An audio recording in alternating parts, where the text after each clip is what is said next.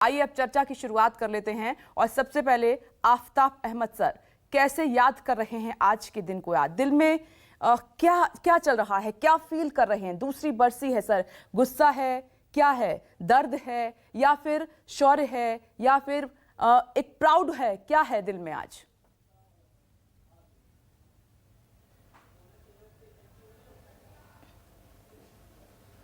आपने एक ही शब्द में और एक ही सेंटेंस में इतने सवालात पूछ लिए मैडम कि जवाब देना उस शख्स के लिए मुश्किल होगा जिसने 38 साल सीआरपीएफ में अपनी ज़िंदगी गुजारी। हमारे लिए ये दूसरी क्या 200वीं एनिवर्सरी भी अगर होगी उनकी शहादत की तो हमें उतना ही दुख होगा जितना कि हमें उस वक्त हुआ था जब हमें पता चला था कि हमारे 40 लोग शहीद हो गए और उसके बाद उनका नंबर जो है वो बढ़ के 49 तक हो गया और हमारे कई बच्चे, हम उन्हें बच्चों की तरह देखते रहे 38 साल तक, वो अस्पतालों में भर्ती रहे। सभी ने, नेताओं, अभिनेताओं ने, देश की जनता ने उनके प्रति श्रद्धांजलि अर्पित की। पहली एनिवर्सरी पे भी, आज भी और आने वाले वक्त में भी उनके लिए जो शहादत उन्होंने दी है, शहादत उन्होंने दी है लड़ते हुए नहीं, मगर पाकिस्तान द्वारा जो जैश-ए मोहम्मद के टेररिस्ट को इस्तेमाल करके सुसाइड बॉम्बर के रूप में उसने आरडीएक्स स्कॉर्पियो में डाल करके और हमारी बसेस के पास टकरा के उससे ब्लास्ट कर दिया और हमारे 49 जवान जो है वो शहीद हो गए। सवाल इस बात का है कि जब मुझसे 2 साल पहले भी इसी तरह किसी टीवी चैनल ने पूछा था कि आप क्या सोचते हैं कि इसका क्या कारण हो सकता है, तो मेरा जो तजुर्बा है वो ये कह रहा था कि क्या ऐसी ज़रूरत आन पड़ी थी सीआरपीएफ अथॉरिटीज़ के लिए कि वो 2500 आदमियों को 70 बसेस में चढ़ा करके जम्मू से श्रीनगर के लिए एक ही दिन में रवाना कर देते। ये सवाल मैंने उस दिन भी पूछा था और ये सवाल आज भी मेरे दिमाग में बार बार घूम रहा है कि आखिर ऐसी कौन सी वजह थी, क्या इमरजेंसी आ गई थी कश्मीर में जो इतना बड़ा मूवमेंट कराया गया।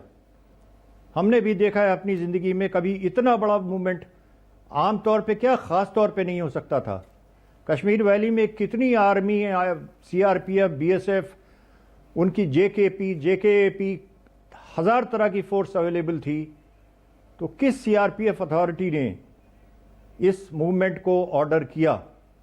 और अगर इतना बड़ा मिसहैप हुआ तो उसके लिए उस अधिकारी के खिलाफ क्या कार्रवाई की गई? इंटेलिजेंस फेल्योर के ऊपर जनता ने, पॉलिटिकल लीडर्स ने, फोर्स के लीडर्स ने बिल्कुल साफ पूछा कि ये ऐसा इंटेलिजेंस फेल्योर क्यों हुआ। कश्मीर में जिस तरह से इंटेलिजेंस एजेंसीज दर्जनों की तादाद में काम कर रही हैं, पत्ता पत्ता खड़कने की आवाज होने से इंटेलिजेंस कंपनीज को पता चलता है, तो कैसे एक स्कॉर्पियो के अंदर 82 किलो आरडीएक्स लेके एक आतंकवादी घूमता रहा और उसके ऊपर किसी की नजर नहीं पड़ी? सुरक्षा पर सर एक बहुत बड़ा सवाल है और आपने सर गंभीर सवाल, और ये सवाल हमेशा एक न्यूट्रल आदमी के सामने। बिल्कुल सर, ये आपके सवाल वाजिब हैं, गंभीर सवाल हैं। जी, मेरे पास हर चीज गंभीर ही है क्योंकि मैं आपसे कह चुका हूं कि जवाब अभी तक नहीं मिले हैं। शुरुआत से लेकर अब तक ये सवाल खड़े होते रहे। और अश्वनी सर, मैं लौटूंगी। जी जी जी सर, बोलिए सर। मैं आपसे बोलिए सर। मुझे अपनी बात पूरी करने दें। जी, मुझे अपनी बात पूरी करने दें मैडम।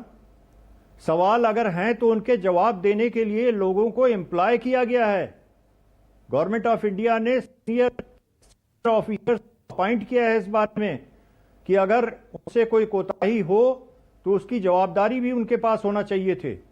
कितने हेड रोल हुए इस इंसिडेंट के बाद, ये पूछना हर एक जनता का, हर एक व्यक्ति का जो हिंदुस्तानी है उसका दायित्व बनता है, मगर आज तक भी सन्नाटा है। ये आरडीएक्स आ कैसे गया वैली के अंदर? कौन कौन लोग जिम्मेदार थे जिनकी कोताही की वजह से ये आरडीएक्स वहां आया? कैसे आ सकता था? इन सवालात के साथ ये सच है सर, आप सही कह रहे हैं कि हम हर बिना साल मदद के आरडीएक्स उनको वहां श्रद्धांजलि पहुंच देते ही रहेंगे नहीं अपने शहीदों सकता, को। उस इलाके में जहां सुरक्षा इतनी कड़ी है। मैं लौटूंगी अश्वनी सर, आप बहुत ध्यान से सुन रहे हैं और यहां पर आफताब सर ने कई गंभीर सवाल खड़े किए हैं, क्या कहना चाहेंगे सर? देखो, इसमें कोई शक नहीं। पहले तो मैं श्रद्धांजलि देना चाहूंगा कि 40 से ज्यादा सीआरपीएफ के जवान भारत के लिए निछावर हुई, उन्होंने जान दी आज से 2 साल पहले। हमें बहुत ज्यादा प्राउड है उन पे। ये जो पॉइंट रेज किए आईजी साहब ने, हाँ वो वाजिब हैं, इसमें कोई शक और सवाल नहीं कि देखो इतनी बड़ी कैजुअलिटी होना एट अ टाइम, और इंटेलिजेंस का क्या आपको पता नहीं था, इतनी मूवमेंट क्यों कराई गई। और मुझे लगता है उसके बाद एसओपी में काफी चेंज आया और मूवमेंट इतनी ज्यादा नहीं। देखो, रोड ओपनिंग होती है, पहले रोड ओपनिंग की जाती है, उसके बाद आप इतनी मूवमेंट नहीं कराते और जवानों को एक ही गाड़ी में इतना नहीं बिठाते। आपको मालूम है आईडी ब्लास्ट हो सकता है, तो कहीं ना कहीं खामियां थी, इसमें कोई शक और सवाल नहीं। मगर यह भी सच है कि भारत उसके बाद एक्शन लिया पाकिस्तान के अंदर, जो बालाकोट में किया, तो पाकिस्तान को एक साफ सुथरा मैसेज भेजा, अगर आप ऐसी कावर्डाइज एक्टिविटी करेंगे तो हम आप बदला लेंगे। क्योंकि ये जैसे मोहम्मद के जो आतंकवादी हैं, इनको जो है ये ट्रेनिंग है, इनको सब कुछ कार्रवाई पाकिस्तान करता है। तो उस पे एक प्रकार से पाकिस्तान को ये मैसेज भेजा था कि no more, enough is enough, अगर आप कुछ करेंगे तो हम इसका काटा जवाब देंगे। और ऐसा मुझे लगता है मैसेज पाकिस्तान को मिल गया है कि उसने इसके बाद ऐसा कोई हादसा नहीं हुआ है। अगर होता है तो पाकिस्तान को पनिश किया जाएगा, place of choosing and time, यह भी पाकिस्तान को पता लग गया है। और दूसरी बात क्या है कि अभी जो काउंटर इन्फिल्ट्रेशन ग्रिड भारत का है लाइन ऑफ कंट्रोल पे, वो काफी एक प्रकार से सक्षम है और मुक्ता है। उसके कारण आप देखो इस बार 250 से करीब आतंकवादियों को मार गिराया है लाइन ऑफ कंट्रोल और हिंडरलैंड पे। और बिल्कुल सर, यहाँ पर आपने जो बात उठाई है और जो बात कही है वो एकदम सच है। देखिए, सवालों के जवाब नहीं है, लेकिन पुलवामा हमले के बाद भारत की तरफ से बहुत कड़ी कार्रवाई की गई और जवाब भी इसका दिया गया। मैं लौटूंगी सर, बहुत छोटे से ब्रेक के लिए मुझे यहां पर रुकना होगा। इन्हीं तस्वीरों के साथ फौरन लौटेंगे, देखते रहिए न्यूज़। नमस्कार, मैं हूं मानक गुप्ता। अगर आपको हमारा ये वीडियो पसंद आया हो तो इसे लाइक और शेयर जरूर करें, और हां, हमें सब्सक्राइब और फॉलो करना ना भूलें ताकि आप देश और दुनिया की कोई खबर मिस ना करें। तो जुड़े रहिए हमारे साथ और देखते रहिए न्यूज़ 24।